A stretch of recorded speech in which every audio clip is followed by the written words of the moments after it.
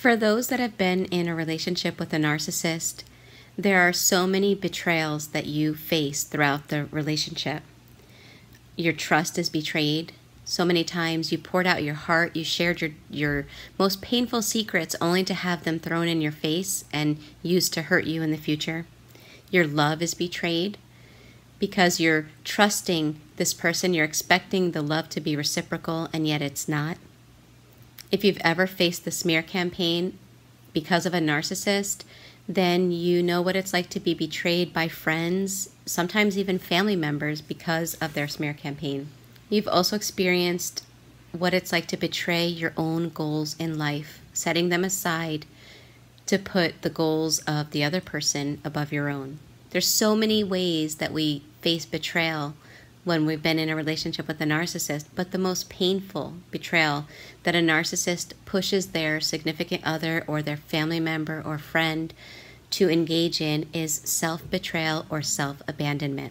Most people that wind up in a relationship with a narcissist as an adult usually realize that they were raised by an emotionally abusive person, possibly a narcissistic parent as well.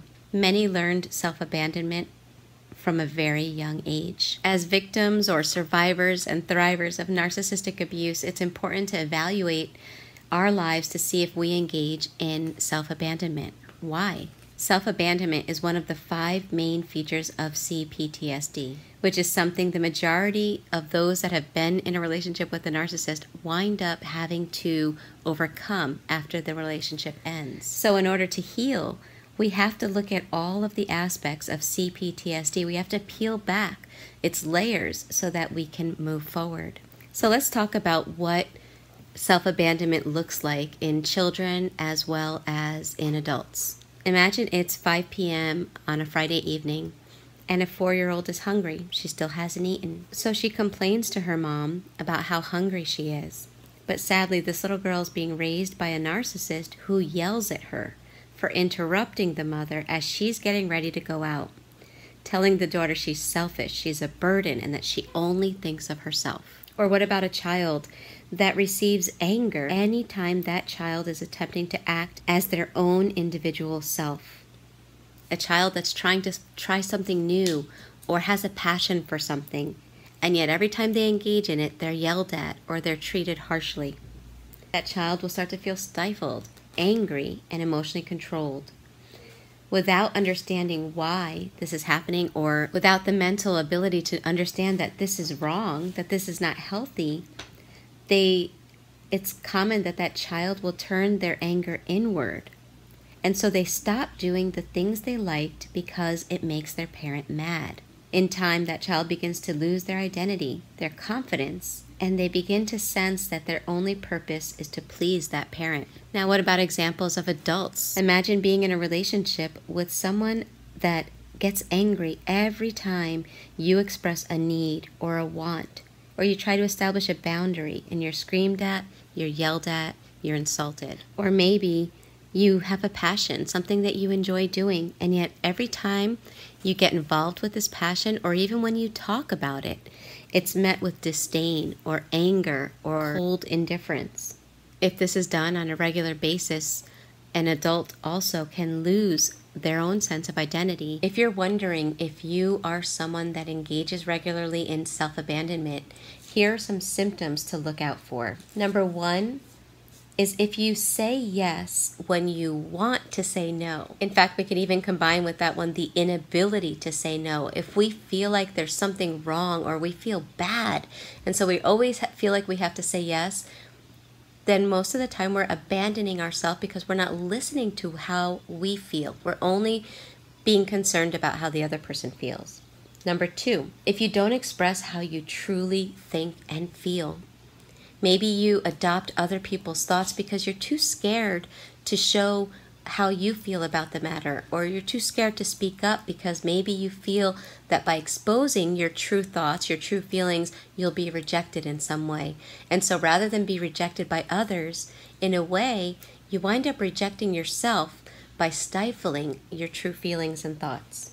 Number 3, you settle for less than you deserve. Maybe there's someone in your life that does not treat you well, And yet you stay with this person thinking that you don't deserve better, or that this is the life you deserve. Number 4, doing what you don't want to do just to please others. Once again, you follow the crowd. You never want to be the one to give a different opinion, to follow a different route because of that fear of rejection, once again. 5, compromising when you want to stay on course. 6, allowing someone to mistreat you, criticize you, ignore you, call you names, and yet you are never assertive so as to put a stop to this behavior. 7, if you let fear govern your decisions, everything you do is motivated out of fear, then that's something you want to examine as well. 8, numbing out with an addiction. It could be with alcohol, it could be sex, drugs, shopping, binge watching TV, binge watching YouTube, anything that really just allows you to kind of vegetate and not have to focus on your feelings, your thoughts, or anything on yourself. You just numb out with one of these addictions. 9, putting yourself last on your list of needs, wants, and desires. Never caring about what you really want, being overly concerned what others want. 10, a common symptom of someone that engages in self-abandonment is if you judge yourself negatively. If you have a really negative inner critic that's always saying things like, I'm not good enough, I'm inadequate, I'm a loser, I'm ugly, I'm stupid, I can't do anything right, I always make the same mistakes over and over, I'm never going to be a good person, I'm never going to be loved. If you're constantly putting yourself down. 11, this one is interesting. If you're in your head instead of being present in your body. Why is that self-abandonment? Well, if you're always focused in your head, ruminating about what others think of you, ruminating how others are going to view you, to the point that you never even notice your own feelings because you're so caught up in your head, you're so caught up in what others are thinking that you're not present in yourself. It's like you're ignoring what you're doing throughout the day. You're an automatic pilot. And what you're doing and feeling is the last thing in your mind. Number 12, you make other people responsible for your feelings. Now, this is one, if you've been in a relationship with a narcissist, this is one that you really want to pay attention to. A narcissist makes you feel responsible for their feelings. For example, you're constantly trying to please this person. You're chasing after them, you're yanking your personality inside out to please them, and it's making you miserable because you're in a relationship with somebody that's unpleasable. And you're miserable and you're blaming the narcissist, which in part is true. The narcissist is making you miserable because they're not allowing you to ever feel pleasable. At the same time, you're abandoning yourself because you're not realizing that you can feel that way whether the narcissist views you that way or not. You don't need that person's approval to know who you are and what kind of person you are. So recognizing your responsibility when it comes to your feelings, recognizing your part is really huge and important. Now, some emotional symptoms of self-abandonment are anxiety, depression, exhaustion, unexplained pains, even chronic illness. So if you have the majority of these symptoms and you self-examine yourself and you realize that, okay, I'm engaging in self-abandonment, what can you do? Well, the purpose of identifying if we self-abandon is not to beat ourselves up. It's not to make ourselves feel bad or feel as if we're not as healed as we wish we could be.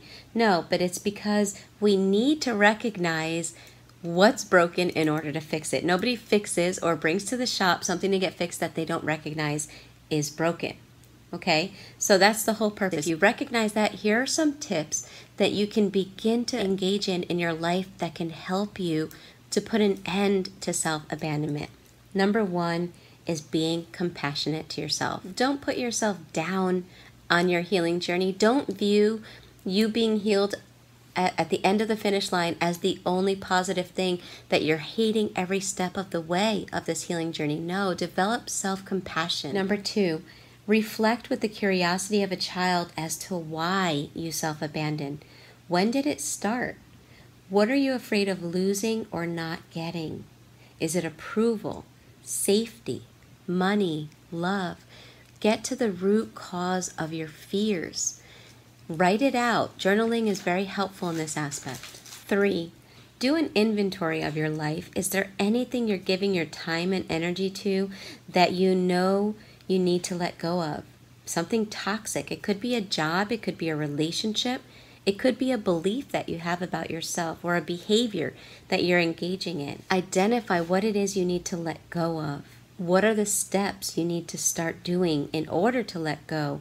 Or what do you need to start giving your attention to in order to change your thoughts or your beliefs? Again, journaling, the answers to this is very helpful. Number 4, every day make time for self-care. Do things that honor you every day. Honor yourself physically. Take care of your body. Exercise. Eat healthy. Dress in a way that makes you feel happy. Doesn't have to be expensive, but looking nice, showing yourself you're worthy of me giving time and attention to make you look nice, okay? Honor yourself emotionally by developing a compassionate dialogue.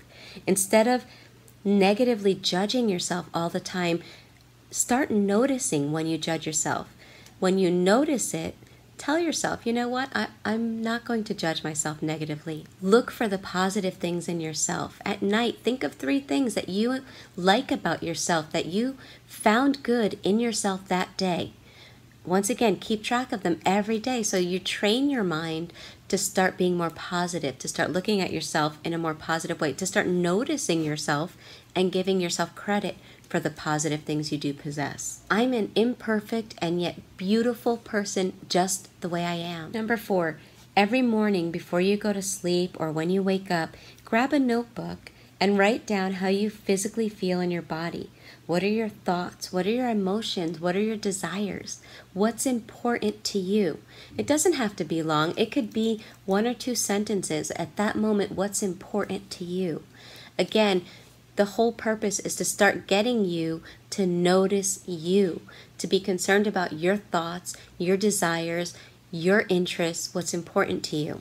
As children of narcissists or emotionally abusive people, putting focus on ourselves, most of us were taught that that's selfish and that's wrong. And so we overcompensated by completely abandoning ourselves. And we have to realize that putting focus on ourselves, there's nothing wrong with that. Having balance in life is what's important. Number 5, taking time to read or listen to upbuilding information that helps you to learn healthier ways to think, healthier ways to view yourself. Things that help you to connect, love, and trust yourself every day. Taking time in learning about things that can help you is very helpful as well. So once again, if you suspect that you have CPTSD, this is one of the features of it, and this is one of the ones that you don't want to overlook. Each time we break down CPTSD and we work on one aspect of it, it's taking another step forward in our healing journey.